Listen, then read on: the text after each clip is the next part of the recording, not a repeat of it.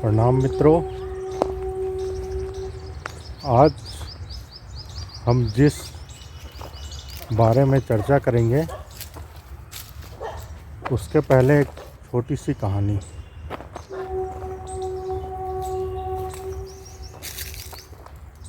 एक राजा अपने वजीर से क्रुद्ध हो गया, नाराज़ हो गया और उसने फरमान जारी किया कि वजीर को सजाए मौत दी जाए।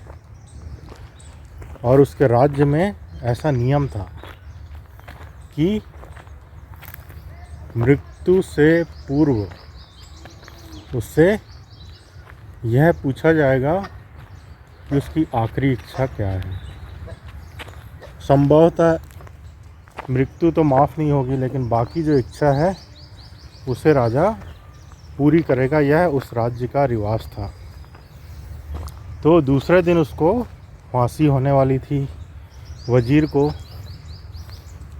तो राजा संध्या को उसके पास आया और उससे मिला और उससे पूछा कि बताओ तुम्हारी आखिरी इच्छा क्या है, मैं उसे भरसक पूरा करने का प्रयास करूँगा। वजीर राजा की तरफ देखा और सामने देखकर रोने लगा, एकदम फूट फूट कर रोने लगा। तो राजा बोला, अरे तुम मृत्यु से डर गए क्या? तुम तो वीर योद्धा थे और वीर योद्धा मैं आज भी तुमको मानता हूँ। तो मैं नहीं मानता कि तुम मृत्यु से डरते होगे, लेकिन क्या वाकई तुम मृत्यु से डरकर रो रहे हो? तो वह वजीर बोला, नहीं महाराज, मैं मृत्यु के भय से नहीं डर रहा हूँ।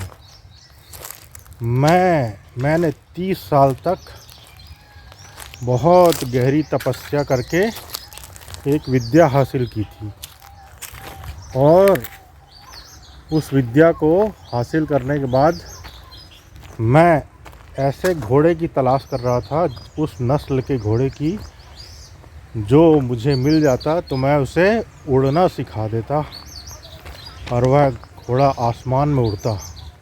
और आप जिस घोड़े पर बैठकर आए हैं वही घोड़ा उसी नस्ल का घोड़ा है। और देखिए मेरी बदकिस्मती कि मैं आज ही मृत्युदंड मुझे मिल रहा है। काश मुझे 1 वर्ष का समय और मिल जाता तो मैं इस घोड़े को प्रशिक्षित करके उड़ना सिखा देता, लेकिन अब तो ऐसा हो नहीं सकता। राजा की आंख फटी की फटी रह गई। वह सोचने लगा कि उड़ने वाला घोड़ा संभवतः मेरे राज्य में ही होगा और मेरी कीर्ति दूर दूर तक फैल जाएगी और सभी मेरा सम्मान करेंगे। उसके मन में यह लालच आ गया। तो राजा ने कहा, ठीक है, मैंने तुमको 1 वर्ष दिए, लेकिन तुमने घोड़े को उड़ना नहीं सिखाया, तो तुम्हारी मौत अभी नहीं तो 1 वर्ष बाद हो निश्चित है। और तुमको भागने का कोई उपाय नहीं है, क्योंकि तुम्हारे घर में 24 घंटे पहरा रहेगा, इसलिए भागने का सोचना भी मत। तो ठीक है, तुम्हें 1 वर्ष और देता हूँ। ऐसा करके राजा उसे घोड़ा दिया और उसे सूली की वहाँ से उतार के उसे घर वापस भेज दिया। जब वह घर वापस आया तो उसकी पत्नी बच्चे सब रो रहे थे दहाड़ मार मार के, क्योंकि वो तो समझे थे कि आज उस संध्या वजीर का आखिरी दिन है।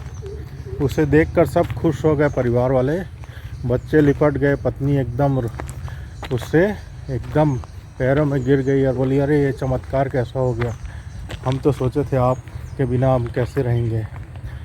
तो उसने अपनी सारी कहानी बताई कि ऐसा ऐसा मैंने बोला राजा को, तो राजा ने मुझे छोड़ दिया। तो उसे पत्नी एकांत में ले गई और बोली कि मैं इतने साल वर्षों से आपके साथ रह रही हूँ, तो मुझे जहाँ तक पता है कि आपने कभी साधना की ही नहीं, तो फिर आपने झूठ क्यों बोला राजा को? तो वह वज़ीर बोला कि 1 वर्ष बहुत होता है, हो सकता है 1 वर्ष में मैं ना रहूं, मेरी मृत्यु हो जाए, राजा की मृत्यु हो जाए और ये घोड़े की भी मृत्यु हो जाए। कुछ भी कह नहीं सकते, भविष्य अनिश्चित है, भविष्य हमारे हाथ में नहीं है, कुछ भी हो सकता है। और सच में दोस्तों, उस 1 वर्ष के गुजरते गुजरते वह राजा की भी मृत्यु हो गई, उस घोड़े की भी मृत्यु हो गई और उस वज़ीर की भी मृत्यु हो गई। इस कहानी के माध्यम से हम यह जानने का प्रयास करेंगे कि कर्म ही हमारे हाथ में है। कर्म मतलब वर्तमान, और भविष्य हमारे हाथ में नहीं है। हम यदि कर्म में ही पूरा डूब जाएं और भविष्य में फलाकांक्षा की चिंता ना करें, तो ही हम सार्थक जीवन जिएंगे। उदाहरण के लिए, हम अपने आसपास के जीवन में बहुत सारे लोग को देखते हैं जो सपने में खोए रहते हैं, फल की चिंता में खोए रहते हैं। तो वह कर्म नहीं करेंगे और कर्म का सीधा संबंध वर्तमान से है, तो वर्तमान में वो नहीं रहेंगे और हमेशा कपोल कल्पना में डूबे रहेंगे। और हम यह सोचते रहते हैं कि हमारे पास जो चीज़ है वो चीज़ हमेशा ही रहेगी। 2 प्रेमी सोचते हैं यह तो हम दोनों का साथ जन्म जन्म का है, लेकिन भविष्य अनिश्चित है। हो सकता है प्रेमिका मर जाए, हो सकता है प्रेमी मर जाए, हो सकता है प्रेमी और प्रेमिका दोनों जिंदा रहें और उनके बीच में प्रेम समाप्त हो जाए। कुछ भी हो सकता है। आज हम सोचते हैं अपने परिवार वालों को प्यार कर, अभी तो बहुत समय बचा है, फिर अच्छे से कर लेंगे, जब धन होगा, पैसा होगा, तब परिवार वालों के साथ घूम फिर लेंगे। लेकिन जब वह समय आता है तो हमारे परिवार में वह चीज़ होती ही नहीं, या फिर वह व्यक्ति रहता ही नहीं। सब कुछ बदल जाता है और भविष्य अनिश्चित है। हम पीछे मुड़कर देखेंगे अपने जीवन में तो ऐसी ऐसी घटनाएं हमारे साथ घटी है जो हम सपने में भी कल्पना नहीं कर सकते थे कि ऐसा होगा। हमारे जीवन में ऐसे उतार आएंगे। तो मित्रों, इस जीवन में गीता में भी कहा गया है, कर्मण्येवाधिकारस्तु मा फलेषु कदाचन। मतलब कर्म करो, फल की चिंता मत करो, कल की चिंता मत करो। आज यदि आपको साधना में डूबना है या फिर अध्यात्म में जाना है तो आप 100% उसमें, हम 100% उसमें लगा सकते हैं। कल हो सकता है लूले लंगड़े हो जाए, कोई बीमारी हो जाए, या फिर कुछ ऐसी चीज़ हो जाए जिसके कारण हम कुछ कर ही ना पाएँ और हम सोचते रहते हैं कल कल करेंगे। अरे क्या होता है, हमको तो मिल जाएगा वो सारी चीज़, कल कल करके हम सारी चीज़ टालते रहते हैं। जीसस का भी एक प्रसिद्ध वचन है कि जिसके पास है उसे और दिया जाएगा और जिसके पास नहीं है उससे वह भी छीन लिया जाएगा जो कि उसके पास नहीं है। वह इसी कर्म के सिद्धांत की बात कर रहे हैं। जितना कर्म प्रेम से आदमी भरेगा उसे और भी प्रेम दिया जाएगा और भी आशीर्वाद उस पर बरसेंगे। लेकिन जो छुपा छुपा के अपने समय को रखता है और बचा बचा के सोचता है कि आगे इसका उपयोग करेंगे, तो उससे वह भी छीन लिया जाता है जो कि उसके पास है।